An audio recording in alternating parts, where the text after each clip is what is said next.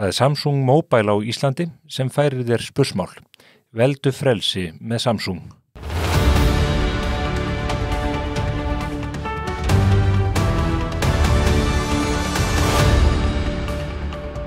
Komið sæl og velkomin í spursmál, föstudaginn 12. janúar 2024. Það margt sem að bara á góma í vikunni sem að líða. Við ætlum að fara yfir það hér og eftir. Eitt af því tengist könnun sem að við settum af stað á mbl.is fyrir vikunni þar sem við spurðum fólk hvað það vildi fá sem næsta forseta á Bessastaði. Þar kennir ýmissa grasa, þar að segja í niðurstöðunum og við sjáum að þar leiðir könnununa Ólafur Jóhann Ólafsson rithöfundur sem oft hefur verið nefndur í sömu andrá og embættið. Það gerir Katrín Jakobsdóttir líka en Halla Tómasdóttir sem var önnur í kjörinu 2016 líka nefnd mjög oft á nafn. Ég ætla að fara yfir niðurstöðurnar með nákvæmari hætti ásamt Andrési Magnúsinni, fulltrúa ritstjóra á Morgunblaðinu og stjórnmála spekulant hér á eftir. Það verður sérstök klipp af sem við sitjum í loftið á MBL að loknum þessum ágæta þætti.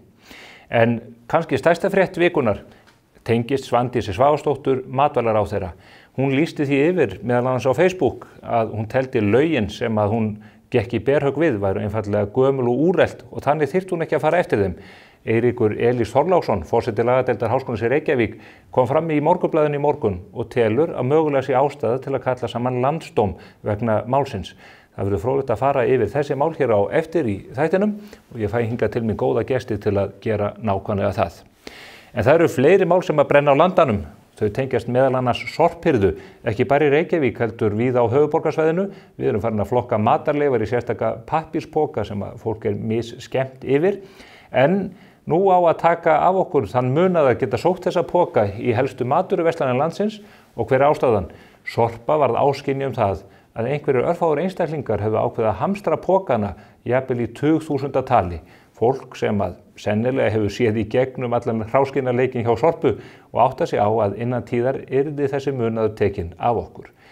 Það búið að gaslýsa okkur í þessari viku af fulltrúum Sorpu sem að telja að við höfum einhvern veginn gert eitthvað af okkur í þessu efni. Það sem langflestir hafa reynt að standa sig í stykkinu við að hirða sorpið og flokka það vel. Og það væri bragur af því ef að Sorpa myndi reyna að standa sig í stykkinu gagnvart landsmönnum sömuleiðis. Þetta ekki vandamál sem að verður leyst með því að refsa fjöldanum vegna hinna fáu. Heldur með því að leysa úr málinu, fá fólk til þess að sjá ljósið, hamstra ekki pokana og treysta því að þeir verði áfram til reiðu. En það eru fleiri mál sem við ætlum að skoða hér í dag. Heilbrigðismálin eitt af því, en svo það lýðheilsa landans. Enn á ný fáum við fréttir af því að þjóðarhöll eigi að rísa í Laugardalnum. Fjármálaráðherra, borgarstjóri og fleiri góðir komu saman í vikunni og undirrituðu enn eitt samningin að reisa ætti þessa höll. Þar eiga 8.000 manns eða rúmlega það að geta komið saman og horft á handboltaleiki eða aðra íþróttaviðburði. 12.000 manns sótt tónleika eins og að vanþörf sé á stóru húsnæði til slíkra viðburða. Það dálítið einkennilegt að sjá yfirvöld stíga inn í umræðuna með þessum hætti á þessum tímapunkti nú þegar við sjáum mögulega hilla undir að verðbólgan færi lækkandi. Fyrirheitið felst í því að jafnvel verði þessi mikla höll risin strax árið 2026. Ég myndi kalla þetta gæluverkefni þó einhverjir segja eitthvað annað eigi við það, en ekki í raun brýnni verkefni sem að tengjast innviða uppbyggingu á landinu, hvort sem það tengjast samgöngu innviðum, menntakerfinu eða heilbrigðiskerfinu. Við getum ekki eitt sömu krónunni tvisvar í mörg verkefni. Þessi mál og fleiri verða til umræðu hér á eftir. Ég fæðu til mín hingað Heiðrúnu Lind Marteinsdóttur, framkvæmdastjóra Samtaka fyrirtækis í sjávarútvegi og Orra Pál Jóhannsson sem er formaður þingflokks Vinstri grænna. Þau ætla að ræða fréttir vikunar. Þegar við höfum lokið því tali, þá kemur hingað Willum Þór Þórsson, heilbrigðisráðherra. Það margt að ræða á þeim vettvangi.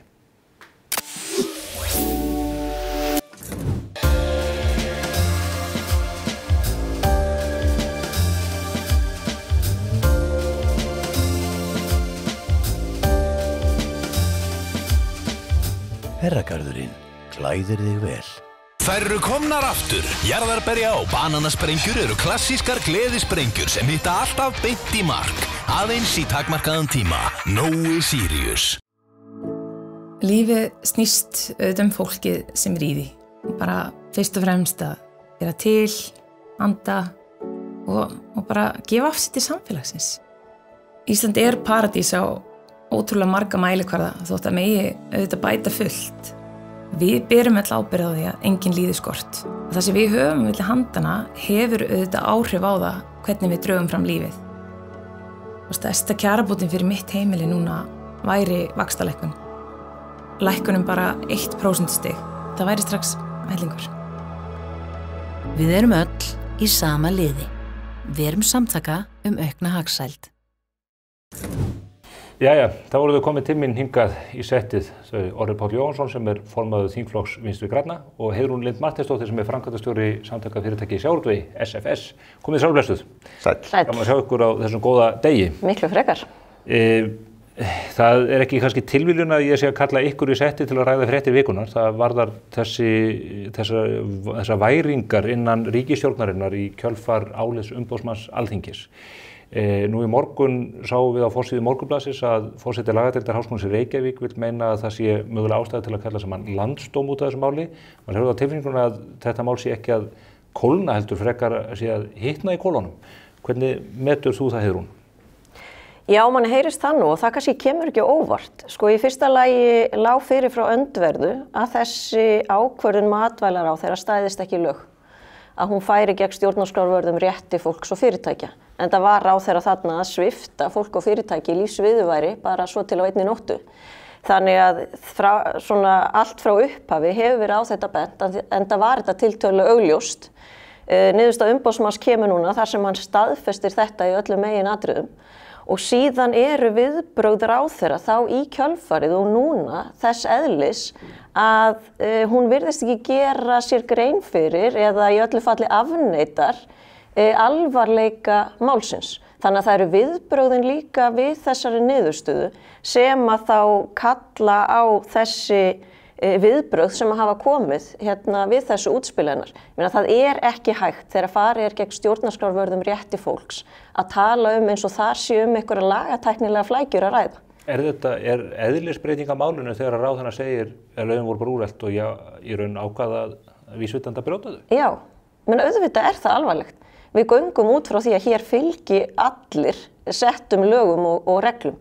Og það hafi afleiðingar þegar út af bregður. Maður lifandi, það hefur afleiðingar í atvinnulífi og gagnvart einstaklingum ef þeir fara ekki að lögum.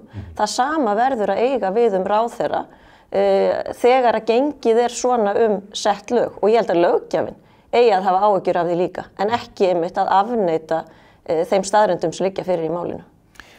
Orri Páll, það ekki ósögunsagt að spjótin hafi staðið á ykkur, bara þingflokki VG í heilsinni síðustu daga og það reyndar erfitt að ná í flesti þingflokknum. Þú tekið rögg og mætt til þess að svara fyrir þetta.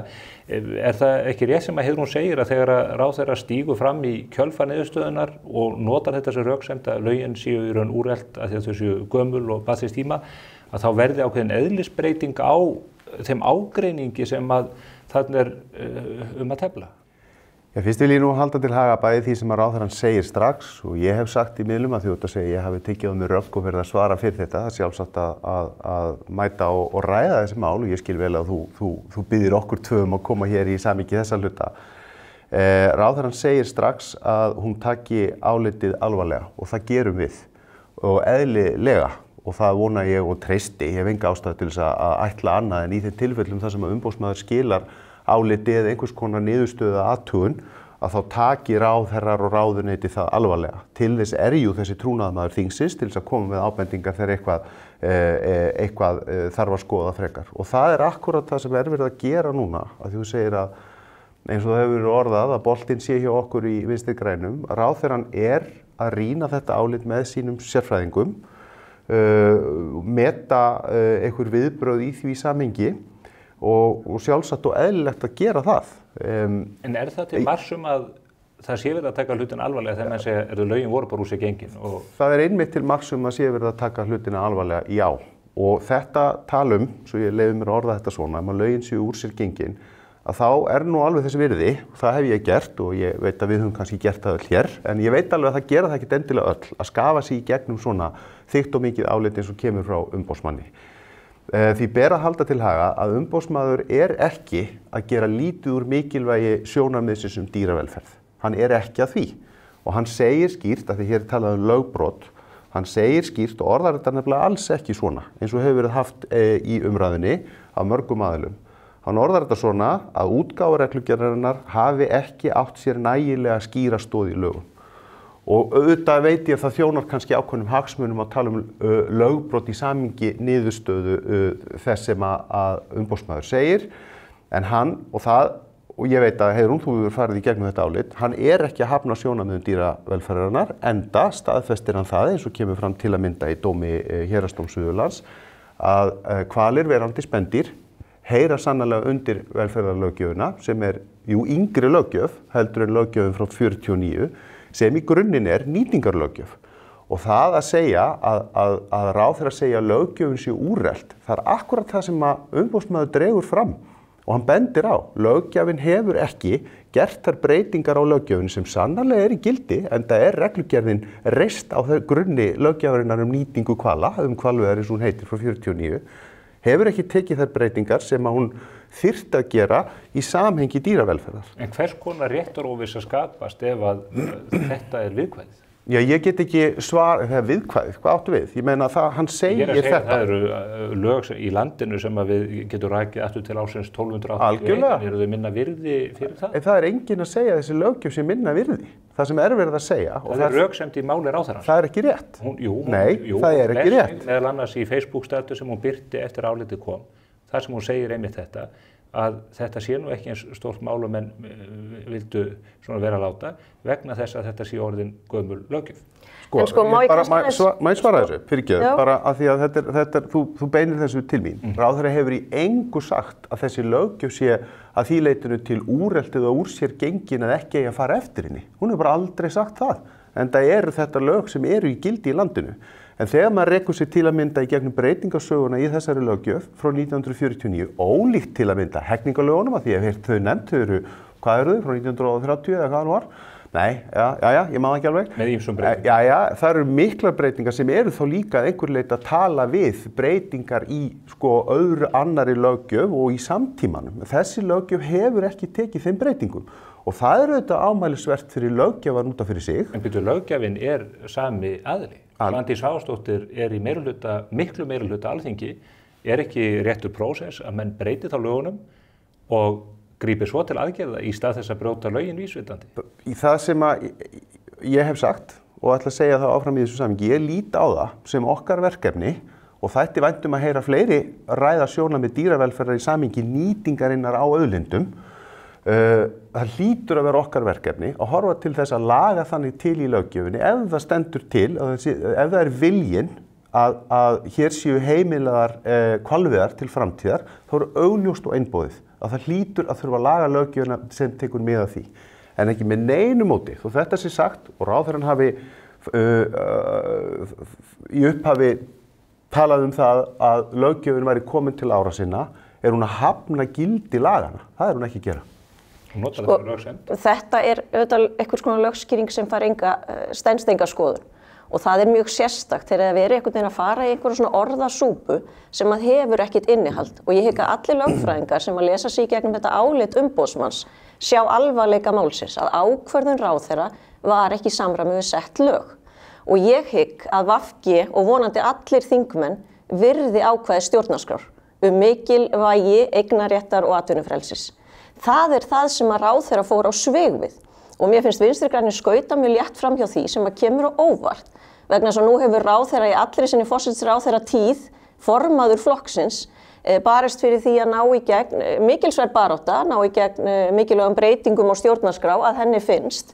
Ég held að Vinstri grænir ættu að fá námskeið í því hvað þýðir stjórnarskráin í dag og hvaða ákvæði höfum við vegna þess að hér verið að skauta mjög léttilega framhjá atvinnufrelsis og eignarréttar ákvæðum stjórnarskrár.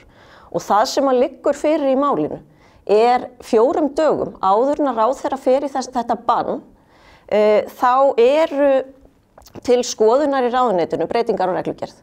Það hvernig hægt einhvern veginn að koma til móts við, og ég ætla að leyfa mér að segja vilja ráðherrans til að banna eða erfiða mjög hvalveiðar, þrátt fyrir að niðurstaða Matvælastofnunar hafi verið sú að veiðarnar færu ekki í bann við lögum velferð, færu ekki gegn ákvæðum laga dýravelferð.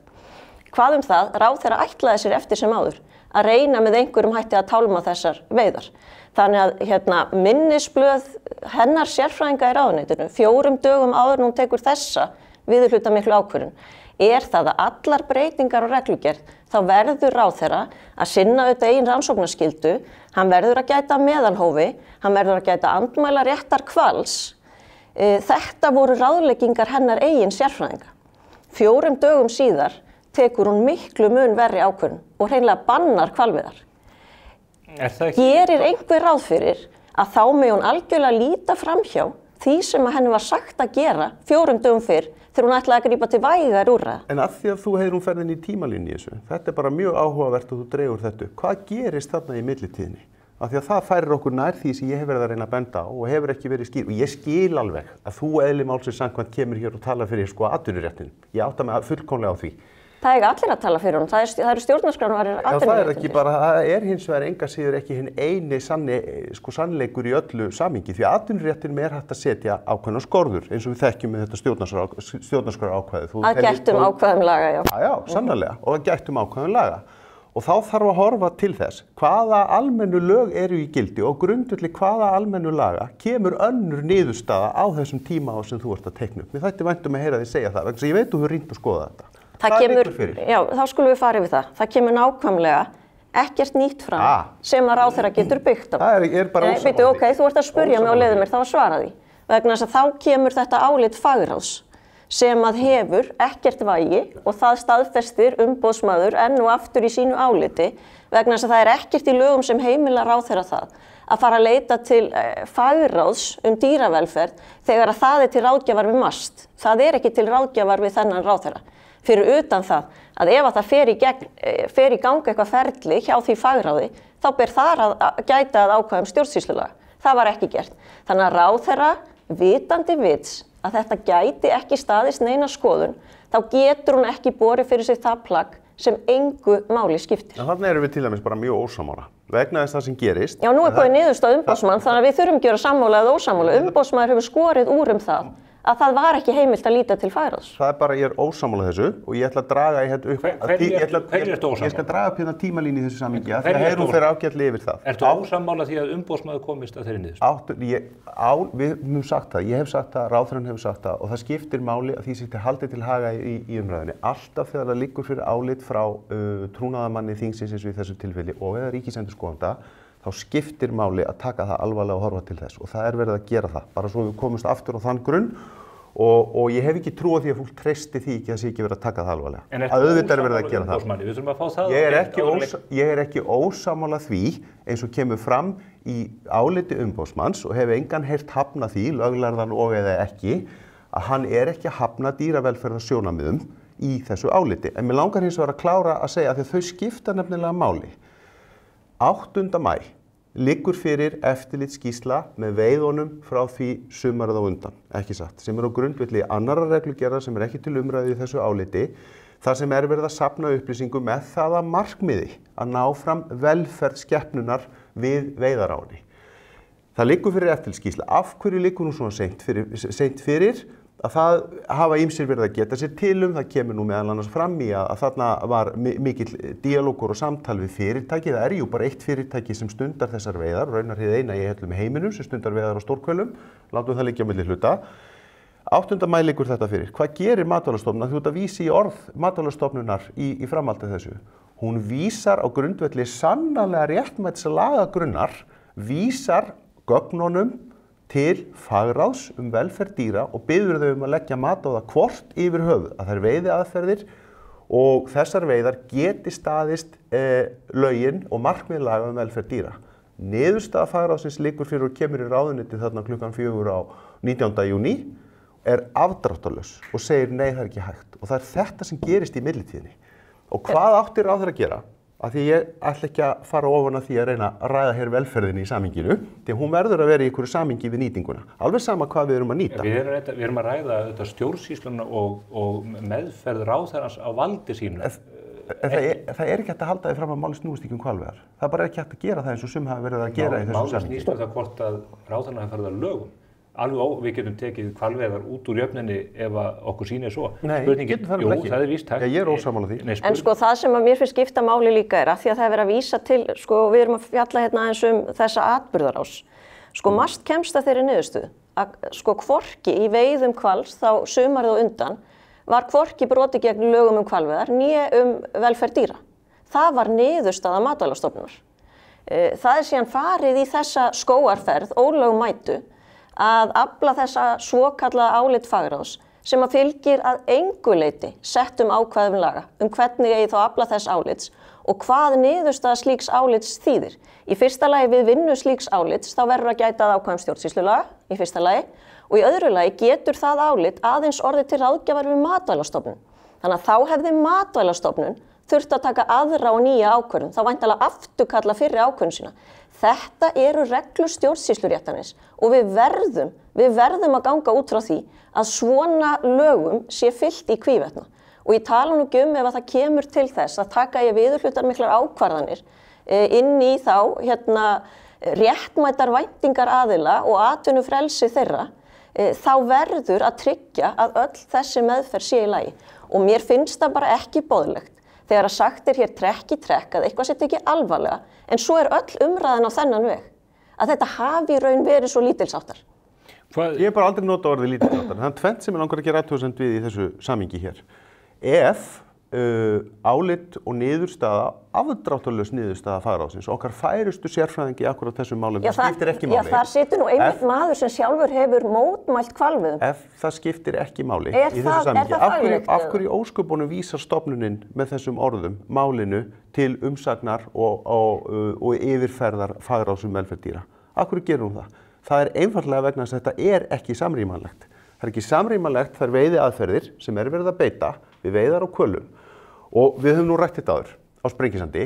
Það getur heldur ekki verið þóknanlegt okkur hinum, hvar sem við stöndum í samhenginu, að það sé verið að stunda dýraníð við veiðar og nýtingu á villtum skepnum. Þetta bara ekki niðurstaða þeirra stofnuna sem fer með eftirlitið, að það sé dýraníð eru þín orð.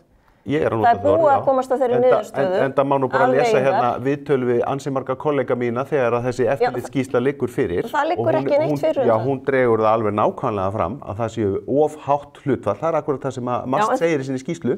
Það er of hátt hlutfall skepnanna sem deyja ekki samstundis og líða vítiskvalir alltaf í 2 eða 3 tíma eins og hefur komið fram. Þetta er óásættanlegt. Hversu lágt þarf hlutfallið að vera til þess að þetta telist? Það er akkurat það sem er bara ekki mitt eða heiðrunar að meta hér. Þess vegna erum við að reyna að fá ekki satt. Þú hefur skoðun á því? Nei, ég hef ekki myndið skoðun. Nei, ég er þeirra skoðunar að atvinnugrein, hvar sem hún er, hvort sem hún stundar veiðar á villtum dýrum og eða bara landbúnaður, eins og við þekkjum hann, atvinnugrein sem getur ekki uppfyllt skilyrði starfsleyfa og eða laga og gengur svo að það sé einhvers staðar ásættanlegt viðmið að skepnur þjáist til að mynda við slátur. Við erum með mjög stífar sláturreglur í húsdýrum. Ég veit þetta er ekki fullkomlega samanburðarhæft, en ég er bara að tala þú ert að nýta málleysingjana sem eiga sér enga aðra málsvara en í lögum. Hún á bara ekkert rétt á sér ef hún getur ekki uppfyllt þessi skilyrði. En ef að þetta er niðurstaðan, þá er þetta á verksvið þingsins að breyta því. Ég lít svo á að það sé verkefni okkar. Þetta er ekki á verksvið ráðherra að taka einhliða ákvörðun í skjóli nætur það að eiga banna hvalveiðar. En erum við þá sammála það Heiðrún að það þurfa að breyta lögunum hvalveiðar þannig að þau getu uppfyllt skilyrði og markmið laga velferð dýra?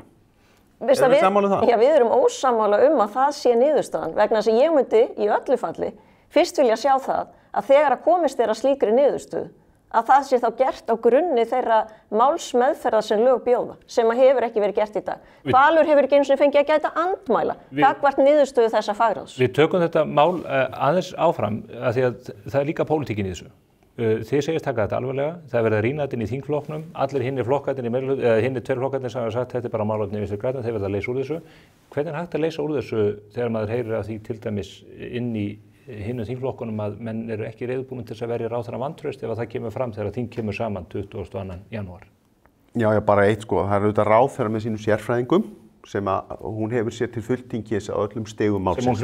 Sem hún hlustaði ekki á. Það er bara ekki rétt. Ég meina, það er bara alls ekki. Það er ekki rétt. Það er hárrétt. Minnisblöðin liggur í fyrirorði. Þetta er rakið í álitum umboðsmanns. Þá verður það að horfa á öll minnisblöðin í því samhengi. Minnisblöðin sem liggur til grundvallar ákvörðunar frá 20. júní segir allt annað heldur en það sem þú ert að vísa. Þess vegna er ég að tala þessa tímalínu og skiptir máli, en þú spurðir ekki það. Við skulum fara áfram yfir í næsta. Hvaða áhrif hefur þetta henni sætt í þessu embætti eða verðið að færa hana til og skipta við Guðmund Inga eða fara í einhverja slíkar æfingar? Sko það kann vel að vera einhverju sé að sjá fyrir sér alls kyns æfingar í þessu samhengi. Hvað sjáu þið fyrir? Ég hef sagt og segi enn hér að nú bara verið að rýna þetta og skoða þetta af því við tökum þetta alvarlega. Ráðherrann segir það strax og við segjum það líka. Það þingflokkurinn sem að rýna það? Nei, það ráðuneytið og ráðherrann sem að rýna þetta en eðli málsins samkvæmt situr ráðherrann í þingflokknum og við eigum samtal og samskipti það. Og við bíðum auðvitað bara eftir því að það komi útspil eða hennar mat á þessu. Fáið þið von á skýrslu eða minnisblað eða hvernig gerist þetta? Þetta snýst í rauninni bara það að hún verður að fá það svigrúm og það rýmir rétt eins og varaformaður Sjálfstæðisflokksins segir hér í fréttum að því nú spyrja út í félaga mín í ríkisstjórn og afstöðu þeirra. Verður bara að fá þann tíma á það rými sem þarf til þess að komast að niðurstöðu í þessum máli. Hvert það rými? Í tíma, ertu að meina það? Já, það liggur auðvitað fyrir að þing kemur saman 22. og hér á allavega 2 fulltrúar minnihlutans boðað vantrauststillögu. Sumir félaga minna í meirihlutasamstarfinu og aðalega kannski innan vébanda Sjálfstæðisflokksins hafa haft skoðunar á því og eða eitthvað órætt haft eftir þeim. Það breytir ekki þeirri stöðu. Heimildir okkar herma að innan meirihlutans séu þingmenn sem að mun ekki verja ráðherrann vantraust. Ég þekki það, en þar hefur hins vegar engin nöfn hafa verið sett á það, en það verður það bara komið í ljós þegar að því kemur. Hvað áhrif hefði það? Við vitum alveg hvað það þýðir. Hvað þýðir það?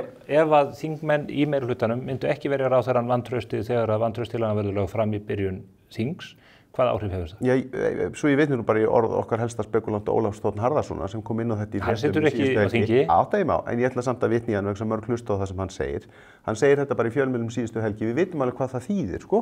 Hvað þýðir? Það að stjórnarþingmaður verji ekki ráðherra vantrausti, þá hann eðli málsins samkvæmt líka að lýsa vantrausti á ríkisstjórnina alla. En sko ég lít ekki svo á... Hvað áhrif hefur það þá? Þú sagðir að það líki um Ég lít ekki svo á að við séum komin á þann tímapunkt Hvaða áhrif hefur það? Þetta svigrúm í gangi að hægt sé að svara þessari spurningu. Jú, þú sagði við vitum hver áhrifin eru. Hver eru áhrifin? Ég tel mig vita að áhrifin eru ef þú verð ekki ráðherra í ríkisstjórn falli að þá hlýtur þú ekki að standa með ríkisstjórninni heldur. Ég lít svo á það. En það sem ég er að segja, við erum bara ekki komin á þann tímapunkt, af því að nú ekki komin 22. janúar, þar sem að þing kemur saman, við erum ekki komin á þann tímapunkt að við getum sagt til það hvernig og ef til þess að kemur. En viltu þá ekki svara því? Ég get ekki svara, ég hef varið ráðherra vantrausti að því að trú á ríkisstjórninni. Ég spurði, hvaða áhrif hefur það ef að þingmaður í meirihlutanum styður ekki ráðherrann gagnvart vantrauststillögunni, hvað áhrif hefur það? Þú segist vita það, viltu deila því með áhorfendum eða ekki? Ég skal laga bara svarið mitt. Ég hef varið ráðherra vantrausti sem situr í ríkisstjórn í meirihluta sem ég fylgjandi. Þetta ekki svarið við spurningu? Jú, þetta víssvar við því. Þetta víssvar við því. Nei. Ég veit það þýðir, hefði ég ekki gert svo, sem kom ekki til greina í mínu tilfelli, af því að þá hefði ég væntanlega fellt ríkisstjórnina eða ekki haft minn átrúna á ríkisstjórnina eins og hún er. Ég get ekki svarað því fyrir einstaka ónefnda þingmenn í meirihlutanum hvernig þeir muni greiða atkvæði eftir atvikum 20. Þú verður að spyrja þá að því. Ríkisstjórnin sprungin ef að þeir verja hana ekki vantrausti. Já, ég mat það þannig og met það þannig að við hljótum að þurfa að horfa til stóru myndarinnar. Og hver stóra myndin? Já, með þessu, bara svo það sé sagt í 100. sinn. Við tökum þetta álít alvarlega. Þetta staða sem við verðum að skoða og erum að skoða, svo það sé sagt, en ég gerir mér fulla grein fyrir því að þetta ekki stóra verkefni framöndan. Stóra verkefni framöndan eru kjarasamningar og ná hér niður vöxtum og verðbólgu. Það til hagsbóta fyrir. Það spara okkur talsvunartíma að þú bara svara þessu beint. Það ekki að þú vilt fá ákveðið svar frá mér. Ég vil bara, jú, þú held ég búin að svara þessu fyrir þitt leyti. Þessi hluti þáttarins á ekki að snúast eitt mál þó að þetta mál séu þetta yfirgnæfandi. Mér langar stuttlega til að ræða við ykkur matarúrgang og sorpupókana góðu sem að núna búið að svifta okkur aðgengi að í maturverslunum. Hvað finnst þér þessa framgöngu sorpu? Já, ég nú kannski ekki að segja að svona komið manni mikið á óvart, en það sem að kannski Hefur þú verið að hamstra þessa póka? Nei, því miður. Þú ein af þeim? Ég ekki ein af þeim, því miður, en sko, ég velti fyrir mér hvernig það myndi horfa við ef að fyrirtæki ekki eigu opinbera aðila myndi vera með þjónustuna þannig í fyrsta lagi væri að gefa póka og myndi ekki kveikja á perunni fyrir en að 250 milljarður væri runnin út í gjafagerningi til handa þeim sem að eru að nýta þjónustuna. Og í öðru lagi að þegar mesta álagið að þá fatti fyrirtækið að bílarnir eru úr sér gengnir, orðnir allt og gamlir og get ekki sótt sorpið til fólks. Þetta eru svona þau tvö mál, það bætist ofan og það hefur ekki verið sótt sorp hjá fólki svo vikum skiptir og jafnvel frá því fyrir jól. Þetta hygg ég að þeir sem að færu fyrir fyrirtæki sem að væru í einkaeigu stjórnendur slíks fyrirtækis, ég ekki viss að þeim væri stætt áfram í starfi. Þetta gerist alltaf á vakt ríkisins og þeirra fyrirtækja sem ríkið rekur. Vegna þess að ríkið bara ekki góður atvinnurekandi. Þannig að mér finnst þetta Sorpa, BS. Já. Þannig að þetta hinn opinberi geiri sem að telur sig betur til þess fallin en einkaaðilar að sinna svona þjónustu. Þannig að þetta kannski enn önnur staðfesting þess að það ætti kannski að huga breytingum á þessu. En ég svo sem hef ekki risastórar skoðanir á því hvernig ber að haga svona þjónustu. En mér finnst eiginlega líka lausnin nánast verri en vandamálið. Að fólk að sækja þetta á einhverjum einum, tveimur stöðum og keyra allan bæ til þess að verða sér út poka. Mér finnst það stórfurðulegt. Þetta ekki enn birtingarmynd þess að það sé allt í klessu hjá Sorpu? Það ekki langt síðan að þeir reistu hús utan að það að þeir ætluðu að láta úrgang mygla en það eina sem myglaði var húsið sjálft. Ég tek alveg undir með það sem Heiðrún að segja. Nærþjónustan mikilvæg og fyrir hana erum við auðvitað að greiða með einum öðrum hætti. Ég hins vegar ekkert endilega sammála því að henni sé alltaf bestu varið í höndum einkaaðila en gott og vel. Þarna ýmislegt gagnrýnivert. Mér langar samt bara að benda á eitt að þessar aðgerðir og þessi sorpflokkun sem að við getum núna sinnt upp við húsvegg og kemur inn með gildistöku laga í upphafi síðasta árs. Nei, 22 líklega sem það kemur inn. Tíminn líður. Já, ég meina það hefur tekið ansi langan tíma hjá Sorpu eða samlagsvæði Sorpu sem að stærsta samlagsvæði þegar kemur að úrgangi á landinu öllu. Að innlega þetta og klára það. Ég verð samt að segja eins og að þetta á grundvelli svokallaðrar hringrásarhagkerfislöggjafar og það leið sem við verðum að fara. Og svo það sé nú sagt líka að þá held ég, eins og Sorpa hefur látið eftir sér hafa í fjölmiðlum, komið þeim á óvart hvað í rauninni viðbrögðin þetta hefur farið framar vonum. En svo greinilega svo mikið framar vonum að sumir ætla að byrgja sig alveg til eilíðar með pappírspokum. Sem jákvætt af því að þetta er bráðnauðsynleg loftslagsaðgerð líka. Kannski fellur mismikill úrgangur til líka á heimilum. Já, það gerir það og kerfið fyrir uppist að auðvitað stuðla því. Það auðvitað stuðla því að við hugsum aðeins áður en við bara látum eitthvað frá okkur. Og við séum að tryggja það að reyna að setja hlutina í einhvern hringstraum en ekki bara í einhverja beina línu eins og það fór hér áður í urðun. Fyrir utan það hvað þetta mikið loftslagsmál. Þannig að bara svo það sé sagt. En ég tek alveg undir það. Nærþjónustuna eigum við alveg að geta gert skýrar kröfur til og þar hefur margt mátt betur fara hjá þeim og auðvitað ótækt að það bili þriðjungur bílaflotans þegar þarf að losa hér sorp í allskís við skulum segja, þetta kannski sá mánuður ársins þar sem að mikið fellur til á heimilum. Það gengur auðvitað ekki og ekki nógu gott, en svo það sé sagt að þá hef ég fulla trú á þessu kerfi og við auðvitað bara finnum út úr þessu með einhverjum hætti. En ég hef engar ágjör af því þó að þetta sé opinberu aðili sem verður að sinna þessu frekar en einkaaðili. Ég sæi bara fyrir mér að það bristi hér á loðnuvertíð og allt í einu segir menn, við missum bara þessari vertíð, við bara glemdum að huga skipunum á meðan við vorum að bíða. Þau eru öll biluð í landi og komið til ára sinna.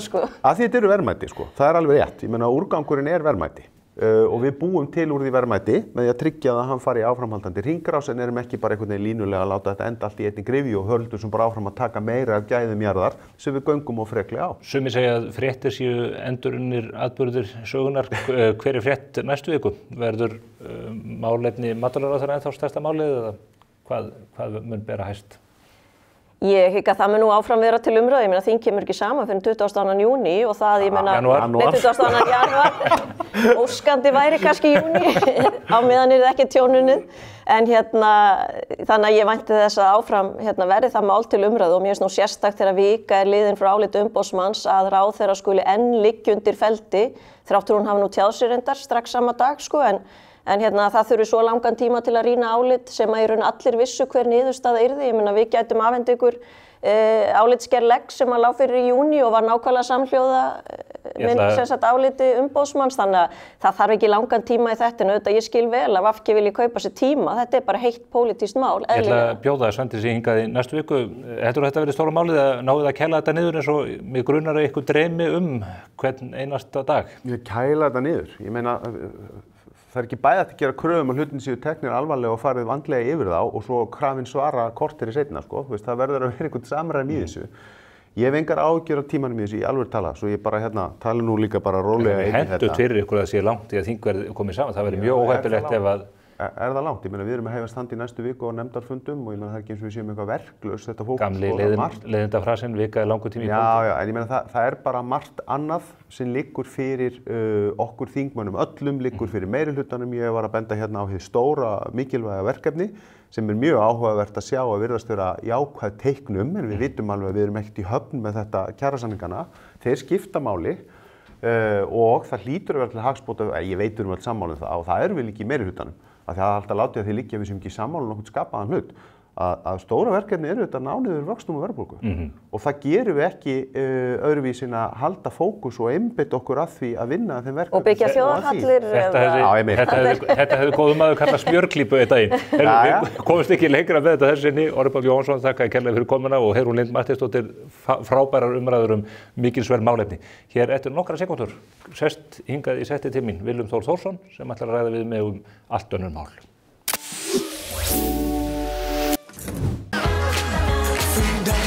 Toyota BZ4X er nýr 100% rafmagnsbíll sem hentar fullkomlega við íslenskar aðstæður. Já, straumar geta svo sannarlega ræst. Toyota. Freedom. Amma sagði mér alltaf að peningar væru afl þeirra hlutar sem gera skal. Það er sama úr hvað áttu kemur. Það finna allir fyrir þessar verðbólgu og háa vaxtastigi. Og það er hundleiðilegt að fylgjast með umræðarsendum. Eins og maður þurfa að vera einhver Nóbels hagfræðingur til að átta sig á samhenginu. En stærsta kjarabótin fyrir mig kemur með minni verðbólgu og lægri vöxtum með þetta.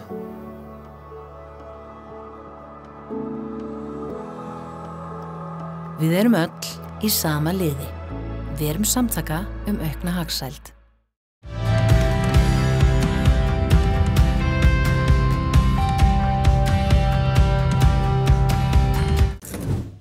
Komið sæl aftur. Hann er kominn til mín hingað, hann Willum Þór Þórsson, heilbrigðisráðherra. Það er sá málaflokkur sem veltir mestum fjármunum innan okkar ríkiskerfis og það er margt að ræða og ég ætla að rekja hún á gatnirnar hérna eins og við sögðum á mbl.is í morgun. Velkomin. Takk fyrir hjálpa. Það er margt að ræða og mér langar til að fara hér yfir nokkur stór mál. Eitt af því sem við heyrum í fjölmiðlum eins og oft áður er að spítalinn er í herpingi núna út af álagi. Þetta virðist vera viðvarandi ástand. Það er alltaf herpingur á Landspítalanum. Þú segir að þetta sé verkefni til að leysa úr. Verður einhvern veginn að leysa úr þessu? Er þetta ekki bara sagan endalösa? Þetta er og takk fyrir að koma inn á þetta og það er kannski í þessu sko eins og komst inn á þessum inngangi stóra kerfi þegar við segjum viðvarandi ástand þá finnst manni það svo sorglegt að því að spítalinn er að gera frábæra hluti og starfsfólkið er að standa sig með afbrigðum vel. Það er hins vegar staðreynd í gegnum þessa einu gátt í bráðaviðbragði, bráðamóttöku að þá kjarnast þessi veruleiki þegar að flæðið högtir frá því að fólk kemur inn, þarfnast innlagnar, fær þjónustu og þarf svo að komast heim eða eftir atvikum í önnur úrræði.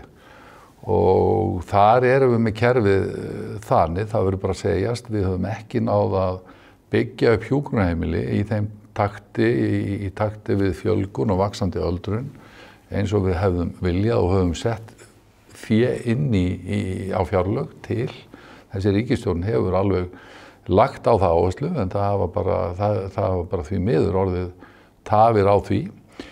Þannig að vandinn er útflæðið á spítalanum ekki innflæðið sem slíkt? Já, ég held að það er auðvitað hvoru tveggja. Það er líka, eru vísbendingar það að svona þeir sem koma inn þurfi í auknum mæli innlagnir. Innlagnar hlutfallið hefur aukist. Og þá er ég að tala frá því fyrir COVID, en það er ekki hægt að svona fullyrða að það verði eitthvað ókomna tíð. Það er komið úr einhverjum rúmlega 70% í 80%. Þannig að þjónustuþungin er að aukast? Þjónustuþungin hefur aukist verulega og svo er auðvitað, það verður bara að segjast að öldrunin svona hlutfallslega aukast hraðar núna. Það að koma bara mjög stórir árgangar inn, þannig að 65 plus að fjölgunin þar verður það bil 30% núna bara fram á 2030, sko. Þannig að þetta að gerast hratt. En þið segið, og ykkur verður tíðrætt það í meirihlutanum, að þið séuð að raungildi að auka framlög til spítalans. Margir á tilfinninguna að hversu mjög sem að þið dælið peningum inn í kerfið að þá breytist lítið og þetta ástand alltaf viðvarandi óskaplegt álag og fólk hvað til að koma ekki á bráðamóttökuna. Það að sjá eitthvað merki það að spítalinn sé að auka við þjónustu sína á grundvelli þessar auknu fjármuna, eða þetta allt bara eins og tónlistarmaðurinn sagði, mest allt bara að fara í sjálf sig? Já, þetta líka mjög gott að fá að ræða þetta. Það því að okkur hættir auðvitað til að einblína á það sem kannski krefjandi eða fer miður. Það auðvitað miður á þegar verst lætur í þessu álagi sem núna, þegar eru mikið sýkingar og hálkuslys sem kom inn í og fólk að bíða umfram það sem okkur finnst ásættanlegt á bráðamóttöku, það verður að segjast, og setur þá mjög mikinn álagsþunga á starfsfólkið að umræðan hverfist það, því að spítalinn heilt yfir að gera mjög vel. Hann að mæta mjög aukinni þjónustu þörf. Framlögin auðvitað að fara í það hefur fjölgað starfsfólki á spítalanum og svo hefur verið gert ýmislegt í innra skipulaginu til að mæta þessari auknu þjónustu þörf. Í dag lagt yfir á deildir sem kallað þannig að það eykur flæðið í gegnum spítalan, þannig að það allir að hlaupa saman. Það búið að efla bráða dagdeild, göngudeild, lyflækninga, sem að dregur úr þessu álagi á bráðamóttökunum 10-15%. Lagt yfir á deildir, getur þú útskýrt það? Ég skil það ekki. Já, þá ertu með nýtinguna yfir 100% á hverri deild. Þannig að þó að það sé ekki alveg rúmlaust þá og þegar, þannig í staðinn fyrir að fólk býði allt á bráðamóttökunni, þá það tekið upp á viðeigandi deild strax. Þannig að yfirfallið ekki bara á bráðamóttökunni eins og verið hefur. Nei, þannig að það hlaupa allir saman og það liðkar mjög til. En álagið hefur verið því líkt núna að það hefur engu að síður svona helstu álagspunktunum þjást mjög. Við erum að vinna í þessu auðvitað. Við fórum af stað núna eins og fyrir ári síðan í mánaðamótin október-nóvember. Þá kölluðum við til samráðs til að vera á undan atburðarásinni. Þetta kallað, í heiminum þetta kallað vetrarstormurinn. Þegar að þetta kemur, þetta sirka ástíminn.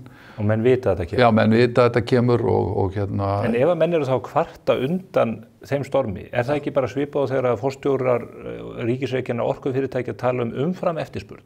Eftirspurnin bara eins og hún Já. Ef að menn vita að það von á hálkuslysum og pestum af ýmsu tagi, af hverju þá kerfið ekki stilt þannig af að það sé ekki yfirfall á deildunum? Já, það það sem við þurfum að takast á við. Það sem þarf hér samspilið við spítalinn og önnur úrræði. Endurhæfingardeildir, að heimahjúkrunin geti eins og við erum að vinna í gegnum verkefni gott að eldast, geti tekið stuttinnlagnir og að það séu hjúkrunarrými sem taki við og nú í einhverjum tilvikum kemst þá fólk heim. En þannig að allt þetta ferli virki. Svo til lengri tíma þá auðvitað erum við að vinna í því með sveitarfélögunum að auka virkni. Og auka dagdvalir. Þannig að virknin verði meiri og við getum búið lengur heima eins og félagsþjónustulög sveitarfélagana kveða á sem verkefni sveitarfélagana. Þetta samspil þarf að efla til þess að flæðið verði betra og nú svo þegar við erum búin að klára að byggja spítalann nýja að þá bind ég vonir við það að við getum nýtt þessa fermetra eins og í Fossvogi áfram í öldrunarþjónustu og tekið álagið af og eins og kannski þetta svona kannski minna þekkt vandamál, það til staðar minna þekkt á öðrum Norðurlöndum þetta með flæði að þar kannski á það að benda þá eru fleiri bráðamóttökur á þessum þéttari svæðum til að taka álagið. Hér erum við með Kragasjúkrahúsin. Við höfum verið að efla bráðamóttökuna á Heilbrigðisstofnun Suðurnesja. Við opnuðum alveg nýja bráðamóttöku. Hún getur tekið meira. Þannig að það mjög margt sem við höfum verið að gera núna á skömmum tíma til þess að bæta þessa stöðu. En það gekk betur í fyrra að finna nýja rými með hjúkrunarheimilum. Þau komu öll til og þau voru mjög fljóta að leysa vandann fyrir ári, en það var bara, þetta var aðeins erfiðara verkefni akkurat núna. Ég ætla að fá að ræða við hjúkrunarheimilin eftir skammastund, en varðandi bráðamóttökurnar, maður hefur séð erlendis þá leið farna í ýmsum löndum að það komið upp sjálfstæðum og jafnvel einkareknum bráðamóttökum. Það kerfi sem að þið hafið eitthvað rýnt hér upp á það að dreifa álaginu út af þjóðarsjúkrahúsinu? Já, það hefur verið lengi í umræðinni svona smá slysamóttaka og aðilar sýnt á að taka það að sér. Og ég setti í gang hóp sem svona Jón Magnús Kristjánsson sem ég fekk inn á spítalanum til að vinna í svona málefnum tengt bráðaþjónustu og bráðalæknir og gerð þekkir þetta umhverfi. Yfirlæknir bráðamóttökunnar? Já. Og það kom feikilega fín skýrsla og 39 tillögur út úr þeim hópi. Þar var smáslysamóttakan ekki talin tímabær í þeirri skýrslu. Ég held hins vegar að þegar við erum með eina svona gátt af því að það skiptir svo miklu máli í nýting, þetta meira og minna felst í að nýta takmarkaða fjármuni, nýta þekkingu og nýta rými. Þannig að hámarksnýting og þá verðum við að hafa svona aðeins harmóniku í kerfinu á helstu álagspunktum. Og það nú eitthvað sem segir manni þá að þá sé nú gott að hafa fleiri en eitt stað þar sem allt svona bráðaálagi lendir. Þið voruð að birta í gær mjög athyglisverða skýrslu sem að tengist þessu. Það varðar uppbyggingu hjúkrunarheimila, þjóð sem að eldast hratt eins og þú nefnir. Þar kemur fram að fram til ársins 2040, sem ekki mjög mörg ár, það eru 16 ár, þá þurfum að verja 104 milljörðum á núvirði til uppbyggingar nýrra rýma og að þörfin sé 1591 rými. Það kallar á tæplega 100 rými á hverju einasta ári fram að þessum tímamörkum. Hvernig ætlaði að leysa þetta? Þetta eru ofboðslegi fjármunir og það ekki nóg að hafa fjármunir, það þarf að reisa húsnæðið. Já, nákvæmlega, og þetta svona magnað hvernig þú náður að koma þessu fram, vegna þess að þetta svona sirka tvöföldun á því umfangi sem við sjáum í fjárlögunum í dag, giska ég. Og þá velti maður fyrir sér sjálfbærni ríkisfjármála, raunverulega, hvernig ætlum við að gera þetta, vegna þess að fjárlögin virka bara svona fyrir 1 ár í senn. Og svo getan til verðmætasköpunar og ákveðin hluti af henni sem fer í rekstur og samneyslu, hún bara ákveðin. Þannig að við þurfum að horfa til annarra leiða, við þurfum vissulega að byggja upp hjúkrunarheimili og hluta því að bregðast við þessu en líka því að geta unnið þetta hraðar heldur en reyndin hefur verið, að breyta þessu fyrirkomulagi sem við höfum haft á þessu. Fyrirkomulagið hefur verið nokkurn veginn svona, ríkið leggur til 85%, sveitarfélögin 15% og lóðina og svo þarf alls konar að gerast, það þarf að fara í gegnum skipulagsmál sveitarfélagana. Sveitarfélögin leggja til lóðirnar? Já, og það þarf síðan að fara í gegnum hönnunarmat og kostnaðarmat og samkeppni og lögum opinber innkaup og útboð og umsýslan á fjölmörgum herðum. Og svo miklar allt húsnæði vegna þess að fjármunirnir sem að eiga að fara í viðhald húsnæðisins allur settur í reksturinn og þjónustuna. Já, þannig að það svo margt sem einhvern veginn getur stöðvað og tafið og það það versta sem að kemur fyrir og dýrast í svona framkvæmdum. Kerfið þá eins og það hefur verið og þeir eru að reyna að leysa úr með þessari nýju skýrslu, hægt að segja að kerfið sé bara í klessu? Það allavega vinnur of hægt og vinnur ekki nægilega vel með okkur. Þrátt fyrir góðan vilja allra og ásetninga því að það allir mjög meðvitaður stöðuna.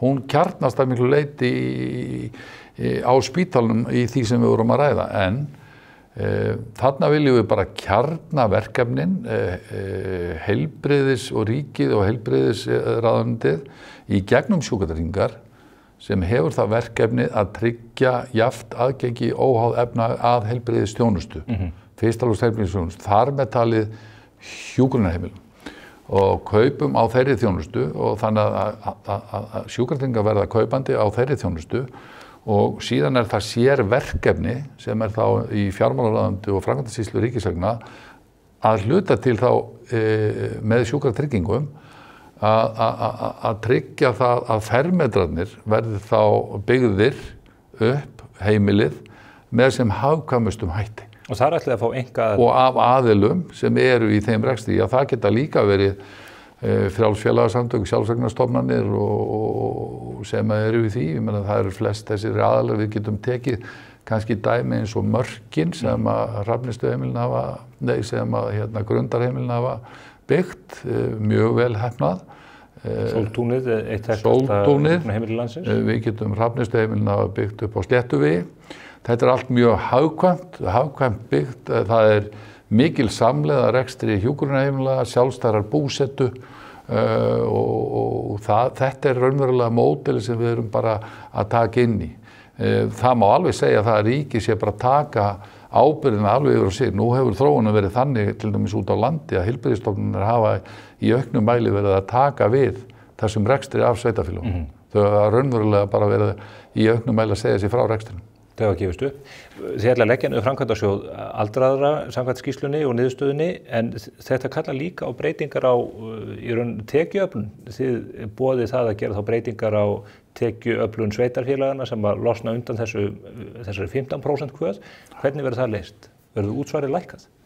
Já, við verðum bara, það verður auðvitað gerast á erfitt að fullyrða hér, af því að það þarf bara á þessum formgerðar vettvangi í samtali ríkis og sveitarfélaga að útkljá það. Þú gefur ekkert meira upp um það? Nei, en þetta þarf að útfæra. Við erum hins vegar alveg komin af stað, af því við sáum það að við megum þannig séð ekki missa neitt tíma. Við ætlum ekki að vera í þessari stöðu með spítalan og með flæðið og með skort á hjúkrunarrýmum að ári liðnu. Þannig að við erum búin að fara í markaðskönnun með nýtt fyrirkomulega í huga og út úr því komu verkefni með Sóltúni, verkefni viðbyggingu í Sóltún, verkefni í Nautól í þar sem gamla loftleiðahótelið Það fasteign í Urðarhvarfi, það sem möguleiki og núna eru aðilar farnir að horfa inn í þessu verkefni með breytt fyrirkomulag og svo verður þetta allt það sem fyrir verður að horfa á jafnræðið gagnvart öllum aðilum sem eru í þessari þjónustu. En á þinni vakt og þessar ríkisstjórnar hefur verið tilraun gerð til þess að reisa gríðarstórt hjúkrunarheimili upp við Mosaveg, held ég að heita upp í Grafarvogi. Já. Það nú bara sagan endalausa og nú ekki fyrirheit það að hlutirnir geti ekki engin nægilega hratt fyrir sig, þannig að þetta 1591 rými sem þið boðið að þurfi til 2040 verða veruleika. Já, þið getið ekki reist eitt hjúkrunarheimili.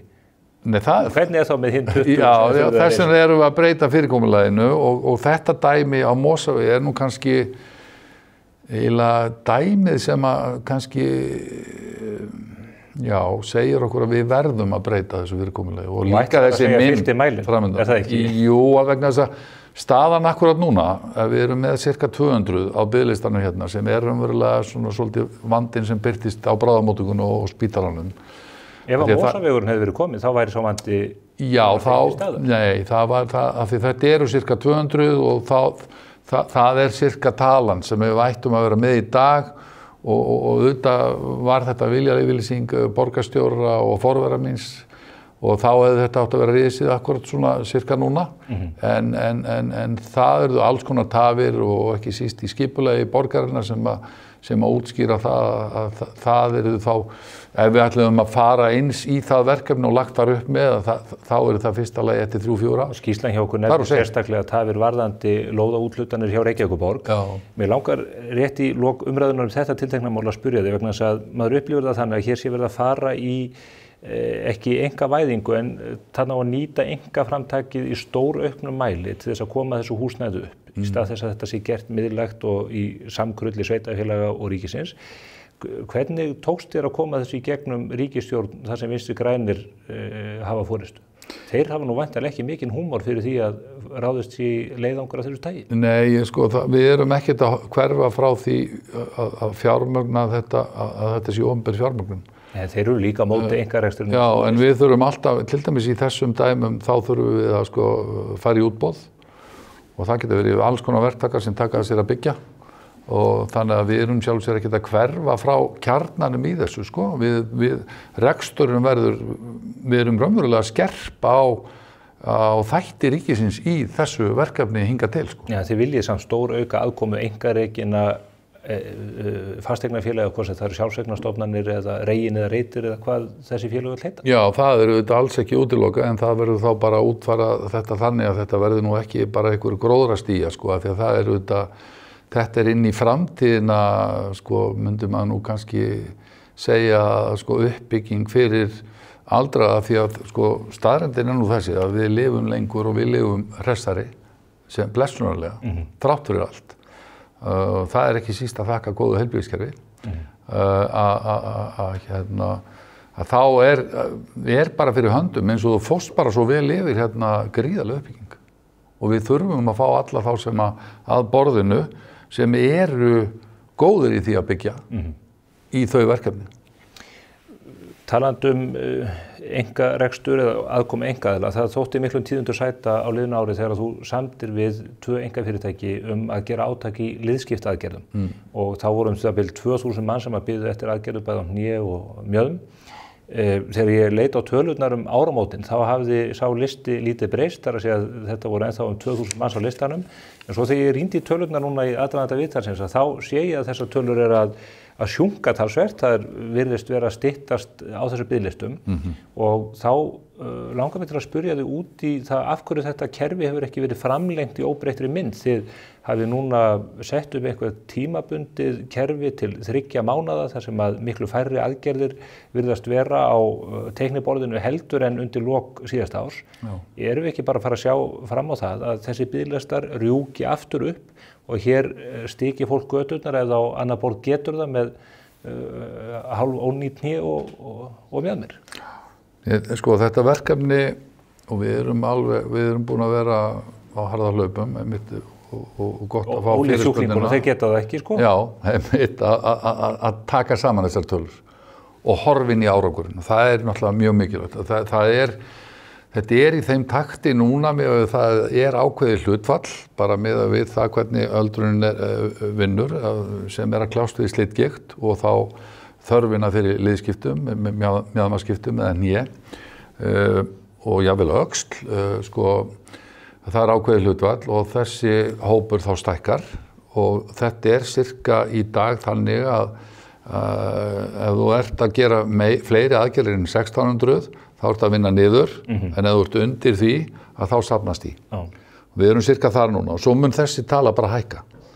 Og þess vegna ég að vinna að því að segja við eigum að koma okkur út úr þessu átaki sem hefur tíðkast lengi, þar sem að jafnvel spítalinn sem bara má sjálfur segja, heyrðu, við ráðum ekki þessa biðlista og nú skulum við bara fá aðila sem kunna þetta að taka pusið af okkur. Hvað gerir síðan þegar því átaki lokið? Jú, þá eru næstu sem þurfa að borga. Þeir sem að duttu inn í átaki, þeir þurfa ekki að borga. Og listinn hleðst upp. Já, og listinn hleðst upp. Þannig að þú ert alltaf í sömu stöðunni. Það óhagræði í þessu og það ójafnræði í þessu. Og ég segi, við bara horfin í lýðheilsutengdar aðgerðir. Hvað snýst þetta? Þetta snýst það að fólk sé virt í vinnu og tómstundum og sínu lífi. Sem það getur tilvikum ekki gert vegna þjáninga. Já, og það ólíðandi. Það fólkinn á þessum listum sem þarf að bíða í meira en 1 ár. Það þarf að bíða í 2 ár. Ólíðandi. Og þess vegna segi ég, við eigum að skilgreina lýðheilsutengdar aðgerðir. Liðskiptin, hné, mjaðmir, axlir, bak, síðan eru það augnsteinar, ég tók endometrósíuna inn í þessa hugsun, kviðarhálsaðgerðir, kvennaaðgerðir og það eru fleiri svona aðgerðir. Þið settuð 1 milljarð í þetta á fjárlögum núna. Já. Það dugar engan veginn til þess að vinna á þessum listum. Nei, og ég vil setja meiri í þetta og ég vil horfa á þetta svona og ég vil fá samfellu í þetta. Ég vil hætta þessu átaki, ég vil horfa á þetta svona og ég vil bara fela sjúkratryggingum í að skilgreina þetta, kostnaðargreina þetta og kaupa þjónustuna af þeim aðilum sem hafa þekkingu, getu og kunnáttu til. Hægt að útrýma þessum listum? Já, ef við höldum áfram í sama takti og við náum þessu áfram, sem mér sýnist við geta gert, með þennan milljarð, Hann dugar ekki til þess að vinna niður. Nei, það þarf kannski að finna eitthvað pening í það meira. Við fórum með 700 milljónir í fyrra og við erum svona nokkurn veginn að auka þetta einhver 20%, sýnist mér. Þannig að við erum yfir tölnu, við erum að vinna niður listana. Ef við höldum áfram í sama takti, þá gætum við í lok næsta árs, ég hefði viljað gera aðeins meira, sagt, nú erum við komin í ásættanlega lista. Hér þarf enginn til útlanda, hér þurfa allir að horfa á fullkomið jafnræði, gagnvart í að greiða og bíða. 2025, ásættanlega 2025. Já. Ertu konið kosningagýr? Já. Heyrðu, eitt varðandi þessar aðgerðir. Þetta mætti ógurlegri mótspyrnu víða inn í kerfinu þegar þú samdir við einkaaðilann þetta. Já. Sú mótspyrna enn til staðar þegar menn sjá að þarna hefur tekist að vinna á þessum listum þó ekki sé það fullkomið?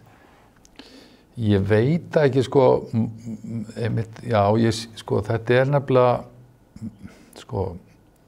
mótspyrnan og í hverju ætlum sér fólkin, það alltaf ákveðin viðkvæmni og ég skil hana og ég viðurkenna hana gagnvart því að manna sjúkrahúsin okkar.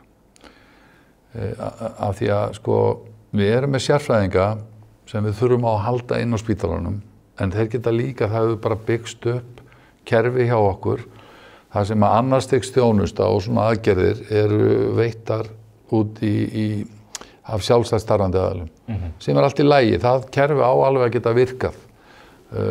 Hér hef ég bara kallað eftir samábyrgð milli kerfa. Spítalinn þarf alltaf að vinna með heilsugæslunni, heilsugæslan þarf alltaf að vinna með sjálfstætt starfandi sérfræðilæknunum, sama gildur spítalann. Þetta eitt kerfi og við þurfum bara með sameiginlega ábyrgð að nýta allar auðlindirnar í kerfinu. Mönnunin gengur ekki út á það hvort að menn séu innan spítalans eða í annarri stofnun, heldur hvort að aðgerðirnar séu gerðar og hvort að biðlistarnir styttist. Algjörlega, og það alltaf þessar áhyggjur að það náist ekki að manna í þessar mikilvægu stöður á spítalanum. Og ég skil alveg stjórnendur spítalans að flagga þeim áhyggjum alltaf. Af því þetta stórmál að manna háskóla sjúkrahús sem hefur miklar lögbundnar skyldur og það auðvitað mín ábyrgð líka að tryggja að svo verði. Mér tíðrætt einkareksturinn í öðru samhengi, það tengist heilsugæslunni. Við sjáum á þjónustukönnunum að fólk almennt ánægðara með þjónustuna hjá einkareknustöðunum heldur en opinberu stöðunum. Mínar heimildir segja að heilsugæsla höfuðborgarsvæðisins sé bara í raun í molum. Það sé gríðarlegt mönnunarvandamál uppi, að það vanti sérfræðilækna til þess í Lágmúla, þar sé einn sérfræðilækni þegar þeir þurfa að vera 8, það sé einn eftir í Grafarvogi, mikil herpingur uppi í Mosfellsbæ. Það að ná tökum á þessu kerfi þar sem að einhvern veginn þunginn virðist allur vera á það að verja opinbera reksturinn í stað þess að ýta undir einkareknustöðvarnar sem að þó að skila samkvæmt öllum mælikvörðum betri árangri? Nú erum við með greiðslulíkunin fyrir bæði opinbera og enga bara í gegnum sjúkratryggingar og þar bara fullkomið til að auka gagnsæi og jafnræði á því hvernig fjármunir fara. Við höfum lagt heilsugæslunni til bæði óháð rekstrarforminu aukið fé. En við höfum líka leið ætlað heilsugæslunni mjög stórt hlutverk sem leiðsagnaraðilega í kerfinu. Þið hefur reyndar lagt opinberu stöðunum til meira fé heldur en einkareknum? Já, það við höfum verið að reyna það ekki óháð rekstrarforminu? Við höfum verið að reyna að ná utan það tengist í að þróunarmiðstöðin þar inni og upplýsingamiðstöð og svo voru í gegnum COVID verkefni sem fóru bara í gegnum það erum við búin að leiðrétta. Hlutir sem að snúa að skráningum og fleiri erum við líka búin að reyna að vera að vinna í að leiðrétta og auka jafnræði þarna á milli. En ertu meðvitaður þennan vanda? Já, ég meðvitaður hann, en þá ber að benda á það. Við höfum ætlaði mjög mikið hlutverk og við höfum aukið aðgengi að heilsugæslu til muna. Ef við tökum til dæmis heilsuveruna, þá voru samskipti í gegnum heilsuveru bara nánast ekki til 2016. Þetta eru samskipti sem að stappa nærri 400.000 á síðasta ári. Læknar kvart undan því að það sé ekki samið sérstaklega þann þátt þjónustunnar? Já, og þarna þarf að ná einhverju jafnvægi, það skal viðurkennt og við erum svona í samtali við lækna það. Síðan hafa símtölin aukist töluvert og við erum að efla upplýsingamiðstöðina. Það hefur sýnt sig að sko, símtölin við sérfræðing geta skila því að svona helmingurinn þarf raunverulega ekki að mæta, en það kemur ekki í ljós nema í gegnum þetta. Það hefur reynst vel, en síðan hafa vitjanir aukist líka. Og það jákvæða í þessum fréttum að það við höfum verið að efla sérnám, en það bara fyrir allt heilbrigðiskerfið. Að efla sérnámið sennilega eitt af besta sem við gerum upp á framtíðina. Það vantar heilsugæslulækna eða heimilislækna? Já, að nú erum 100. Við mistum algjörlega tökin á þessu í kringum aldamótin. Þá voru bara mjög fáir sem fóru inn í heimilislækningar í nokkur ár. Núna eru 100 og það munu 57 koma inn í kerfinu á næstu 3 árum. Dugar það? Já, það dugar, en sko það gleymist líka eitt í þessu. Að við vorum að ræða sérfræðilæknana. Og þetta svona aðeins ólíkt því sem við þekkjum í öllum öðrum samanburði. Þegar við erum að tala aðgengi og viðmið það, af því að það vantar öll viðmið í þetta. Það eru til einhver almenn viðmið, en það vantar öll viðmið þegar við segjum að þetta sé í fullkomnum ólestri og við erum búin að auka aðgengi stórkostlega.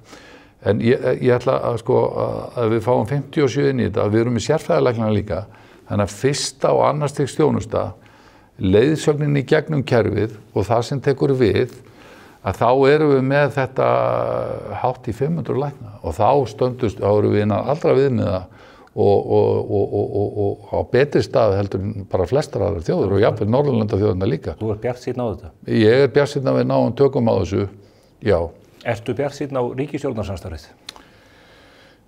Ég myndi kannski ekki vera alveg eins bjartsýnn. Þetta alveg búið að vera erfitt og Lifir stjórnin þetta af með matvælaráðherrann sem að segist ekki þurfa að fara að lögum að því þau eru orðin gömul? Já, við lifum þetta. Við erum búin að einsetja okkur það að það sem vegur þyngst núna fyrir land og þjóð að það sé ekki meiri óstöðuleiki en raun En menn get ekki getum orðað þannig til þess að klára kjarasamninga, ná niður verðbólgu og ná niður vöxtum. Þetta stærsta verkefnið akkurat hér og nú. Ef ráðherra brýtur lög vísvitandi og viðurkennir það, hefur það ekki áhrif á stöðu ráðherrans? Myndi það ekki hafa áhrif á þína stöðu? Jú, það hefur þegar gert það, og ég veit að ráðherrann tekur álit umboðsmanns alvarlega eins og við gerum öll og bara íhuga það þessa dagana. Við gefum henni það rými. Hvernig hefur það áhrif? Þú segir að það hafi nú þegar haft áhrif á ráðherrann? Já, þú sér nú bara alla umfjöllunina það. Það nú svo skvetta vatn og gæs. Já, en þetta álit og það ber að taka alvarlega. Þakka þér fyrir Willum þetta fróðlega og góða spjall hér á föstudegi. Óska þér góðrar helgar. Takk sömuleiðis. Þá ekki meira á vettvangi spursmála að þessu sinni. Við reyndar ætlum, eins og ég nefndi í upphafi þáttar, að birta smá auka klippu á vefnum og eftir til þess að fara yfir þær tilnefningar yfir forsetaframbjóðendur sem að getur komið upp úr hattinum á komandi vikum. Þar kennir ýmis að grasa. Verið sæl.